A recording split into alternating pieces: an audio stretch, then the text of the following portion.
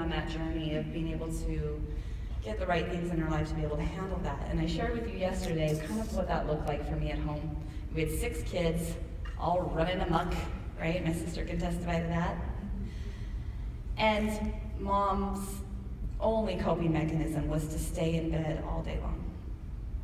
And she would do crosswords in there, she'd watch a show, and she would crochet, and I would come in and sit on the edge of the waterbed, you know, on that little rail, with my little bum, and just like, want to be with Mom, right? But Mom wasn't in that space. You just want your mom sometimes. And so my thumb became my self-nurturing, my comforts, and self-soothing. So the infantile use of my thumb developed into my comfort. And I'm sure by the time I was like 13, I'm sure some of that was just habit. But that's my why. And so if I just tell you I suck my thumb till I'm 16, you might, whoa. But if I get really vulnerable and tell you my why, then I feel you come back to me. And we reconnect again. Now, at 16 years old, I decided that I wanted to kiss a boy. I wanted to kiss a boy.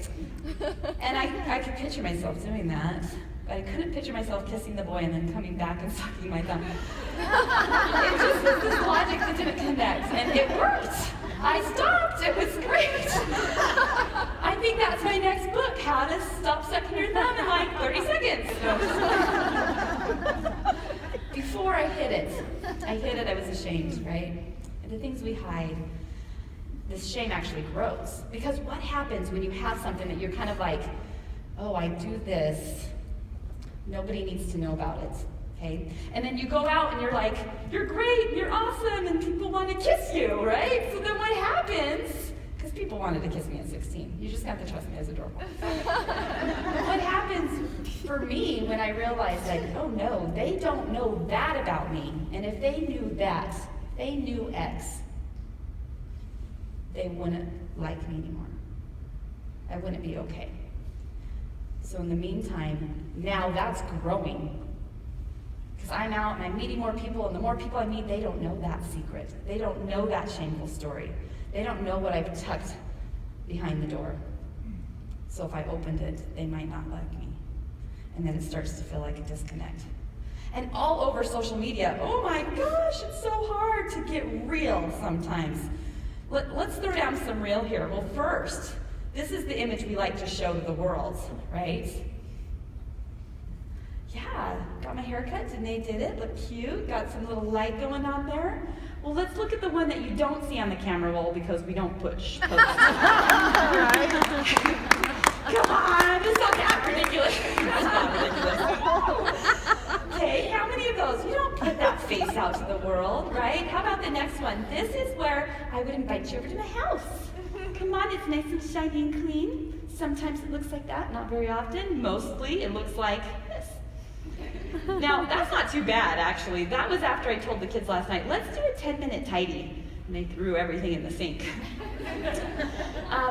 The next one I don't actually have a before picture of. Why don't we show my laundry room? Because it usually just always looks like this. There's no clean, right? But we tuck that away. And we think, we don't want to show people that. I'm going to show them this. If I show them this, they'll like me. If I show them that, they're not going to. But there's danger in that, because then you don't feel congruent and you feel like, I'm not good enough, I'm not worthy enough. If they only knew. What's that X in your life? If they only knew this, then they wouldn't respect me at work. They wouldn't love me. They wouldn't want to be in my inner circle if they only knew X. Okay, and then I'm asking you something very courageous, to pull back in select situations and be vulnerable. Now, we heard some very vulnerable things from this stage. I mean, every person has shared something vulnerable. Mental illness, loss, thoughts of suicide, unplanned pregnancies, husbands with addictions. Everyone's shared something vulnerable. And did you not feel connected to them? I don't think any of you walked away and was like, well, that Angie Shea, I don't know. I mean, gosh, you just were like, I love you, be my best friend. This isn't the platform you have to share and be vulnerable on. This is people modeling for you what that looks like, because there's power in vulnerability, because then there's connection and love. But maybe for you that looks like connecting with a tribe, a life coach, a counselor, a pastor, a good friend. You got to show somebody that stuff, or it's just going to fester and it's going to end up swallowing you. Because you won't be able to walk in this planet in your true space and your true self if you think that you're a divided person. There's a lot of shame that we carry, the hats that we wear, and being a shame slayer, vulnerability is the key. Sometimes we think, oh my goodness, I go out in the world and I have this, but I pretend over here. I'm fake over here. That's not really me, because it feels incongruent, but it's not fake. Let me tell you, like for example, like hygiene, oral hygiene. I didn't really know that you should brush your teeth, like the ones you want to keep every day, twice a day, it turns out, and floss. But when I went out in the world and noticed other people doing that, I started to emulate that. So when you emulate good things, just because, at home I wasn't taught that, doesn't mean that I'm being fake. It means I'm emulating the best things in the world, and I'm closing the gap between where I'm at and where I want to be. Okay? And there's no shame in that. Some of the things that we do with shame is when we feel there's a difference between where we're at now and where we want to be, or what we believe and what we can do. So for example, let's say I believe in flossing. I don't know why this dental hygiene thing is, yesterday I was on it too. Okay, so let's say I believe in flossing. I know it's a principle that's good.